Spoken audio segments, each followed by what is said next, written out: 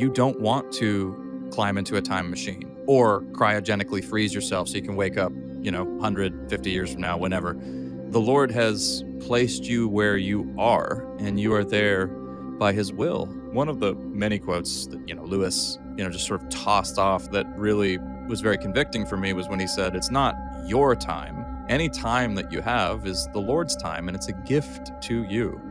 And so where you find yourself, it might sound strange to hear it in those terms. Oh, some gift that is, right? 2020, COVID, the threat of nuclear war, ecological disaster. But the Lord has you here for such a time as this. The Lord has you here for a reason.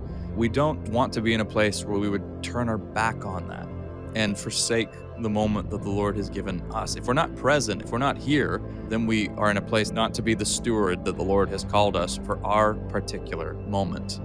People down the ages have always thought, at certain points, why now? Why this time? If only I was born at some other point, it would have been a more opportune moment. I would have fit in better in the drawing rooms of the 1800s or whatever it is. But no, you wouldn't have. You're here because the Lord has placed you here. You in another time wouldn't be you. So there's a bond between your identity and timing as well. There's a certain sense in which whoever you think you are, you wouldn't be you if you lived in a set of conditions that shaped and formed you other than the ones that you've already lived through. So there might be a little bit of wishing ourselves out of existence there as well. So you get that idea. Paul's pretty clear on that. Acts 17, I think, is probably popping to many people's minds about God ordaining the time and places that we would live, that we would reach out to him, find him, though he is not far. There's some of these ideas of God placing you in the time that you are because of what it is that he wants to shape in you. And when you put that level of intentionality onto it, then that does recalibrate some of the calculus on whether or not you would want to hibernate and just bounce out of the present into the future. We can move through space, but we can't move through time. So there's something that's essential to being human that's a formative part of that constraint. Years and years ago, well before the smartphone, Blaise Pascal talked about, for Pascal, the most definitive piece of evidence that we're all in spiritual despair is that we fill our lives with so many distractions.